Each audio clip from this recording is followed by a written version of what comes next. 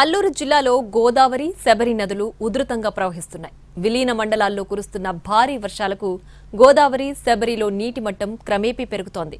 కూనవరంలో ఎల్లుండికి రెండో ప్రమాద హెచ్చరిక దాటి గోదావరి ప్రవహించనుందని సిడబ్ల్యూసీ అధికారులు అంచనా వేస్తున్నారు. మరోవైపు కూనవరంలో వాగులు, వంకలు పొంగి ప్రవహిస్తున్నాయి. వరద ప్రవాహం అంతకంతకు పెరుగుతుండటంతో ఏజెన్సీ మండలాల్లోని ప్రజలు తీవ్ర భయాందోళనలో ఉన్నారు. బిఆర్పురం మండలంలో ఎత్తైన ప్రాంతాలకు తరలి వెళ్తున్నారు.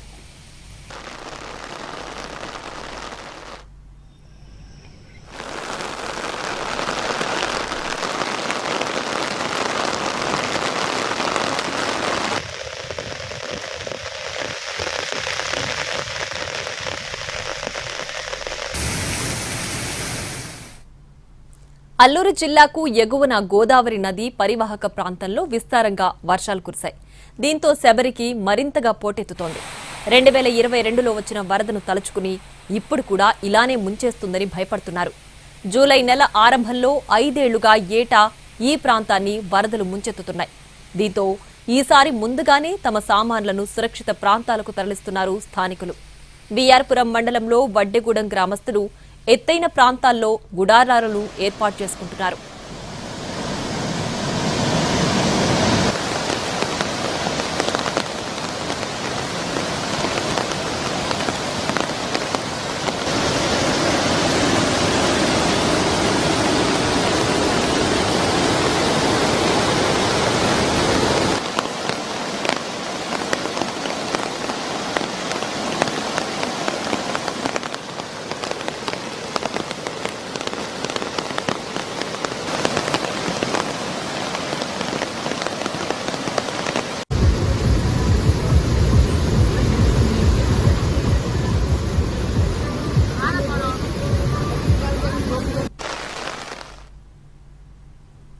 కూనవరంలో గోదావరి, శబరి సంగమం వద్ద 2 రోజుల్లో రెండో ప్రమాద హెచ్చరిక ఎగురవేసే ప్రమాదం ఉందని సిడబ్ల్యూసీ చేసిన ప్రకటన కలకలం రేపుతోంది.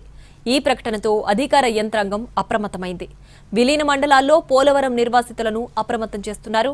శబరి వరద ప్రవాహానికి సంబంధించి మరింత సమాచారాన్ని మా ప్రతినిధి శ్రీనివాస్ అందిస్తారు. ఒక పక్క గోదావరి, మరో పక్కన శబరి నది కూడా పొంగి పొరలటంతో బుధవారం నాటికి రెండో ప్రమాద హెచ్చరిక స్థాయి వరకు గోదావరి వరద నీటి మట్టం పెరుగుతుందని చెప్పేసి సిడబ్ల్యూసీ అధికారులు చేసిన ప్రకటన విలీన మండలాల్లో భయాందోళన కలిగిస్తున్నది. అయితే అక్కడ చూసినట్లయితే ఇక్కడ అల్లూరు సీతారామరాజు జిల్లాలోని విలీన మండలాలైన చింతూరు, కోనవరం, విఆర్పురం, ఎట్టపాక మండలాల్లో 4 మండలాలకు సంబంధించి ఈ పోలవరం నిర్వాసిత ప్రాంతాలన్నీ కూడా నీట మునిగే పరిస్థితి కనిపిస్తుంది. అక్కడ ఒక పక్కన గోదావరికి వరద నీటి ప్రవాహం ఎక్కువగా అవటం, అలాగే మరో పక్కన ఛత్తీస్గఢ్, ఒరిస్సా రాష్ట్రాల నుంచి వస్తున్న శబరి నీరు కూడా ఎక్కువగా పెరగడంతో గోదావరి వరద నీటి మట్టం క్రమేపీ పెరగడం జరుగుతున్నది. 2 నదులు కలిసే శబరి, ఓ పక్కన గోదావరి కలిసే ఈ సంగమం ప్రాంతంలోని చూసినట్లయితే ఇక్కడ ప్రమాదం పొంచి ఉండే పరిస్థితి ఉంటుంది. అయితే దీంతో అక్కడ మొత్తం విలీన పోలవరం నిర్వాసిత ప్రాంతాలన్నీ కూడా నీట మునిగే పరిస్థితి ఉంటుందని చెప్పేసి ఇప్పటికే సిడబ్ల్యూసీ అధికారులు అక్కడ హెచ్చరికలు జారీ చేయడం జరిగింది. దీంతో ఆ విలీన మండలంలోని అంటే కోనవరం, ఈ ఎట్టపాక, చింతూరు, విఆర్పురం ప్రాంతాల్లోని మొత్తం ప్రజలందరికీ కూడా భయాందోళన నెలకొనడం జరిగింది. ఇప్పటికే కొండలపైకి వెళ్ళిపోయి కొంతమంది పునరావాసాలను ఏర్పాటు చేసుకోవడం జరుగుతుంది. కర్రలు, కట్టెలతోటి కొండలపైన వీటిని ఏర్పాటు చేసుకుంటున్నారు.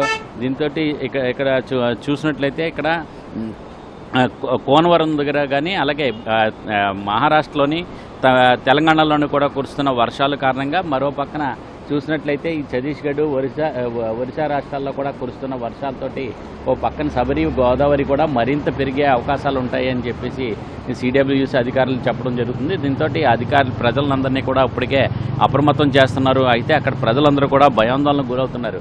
అంటే గోదావరి వరదలు వచ్చినట్లయితే అక్కడ ఉన్న ప్రజలు ఇల్లులన్నీ కూడా ఖాళీ చేసి పునరావాస కేంద్రాలకు వెళ్ళిపోవలసిన పరిస్థితి ఏర్పడుతుంది. అంటే రెండో ప్రమాద హెచ్చరికని అక్కడ కోనవరం దగ్గర రెండో ప్రమాద హెచ్చరికని జారీ చేసిన నాటి నుంచి కూడా అక్కడ ప్రమాదం పొంచి ఉంటుంది. అయితే కింద దిగువలు ఉన్న లోతట్టు ప్రాంతాలన్నీ కూడా ముందు మునిగిపోవడం జరుగుతుంది. తర్వాత మిగతా ఎగువ ప్రాంతాల్లో కూడా గోదావరి వరద నీరు ప్రవహించే అవకాశం ఉంటుంది. గతంలో చూసినట్లయితే గత కొద్ది సంవత్సరాల నుంచి కూడా ఈ పోలవరం కాపర్ డ్యామ్ నిర్మాణం చేసిన తర్వాత కూడా అక్కడ మొత్తం అంతా కూడా ఆ ప్రాంతాలన్నీ కూడా గోదావరి వరదలు వచ్చినప్పుడు కూడా మూలిగిపోతున్న పరిస్థితులు నెలకొంటున్నాయి. ఈసారి కూడా అదే పరిస్థితి నెలకొంటుందని చెప్పేసి సిడబ్ల్యూఎస్సీ అధికారులు చేసిన ప్రకటనతో అక్కడ మొత్తం అయితే ఎల్లిన మండలాల్లోని ప్రజలు భయాందోళనలతో బిక్కుబిక్కుమెండుగా గడుపుతున్న పరిస్థితి ఉన్నది. అయితే ఇక్కడ చూసినట్లయితే మరో పక్కన చూసినట్లయితే అధికార యంత్రాంగాన్ని కూడా సిడబ్ల్యూసీ అధికారులు అప్రమత్తం చేయడం జరిగింది.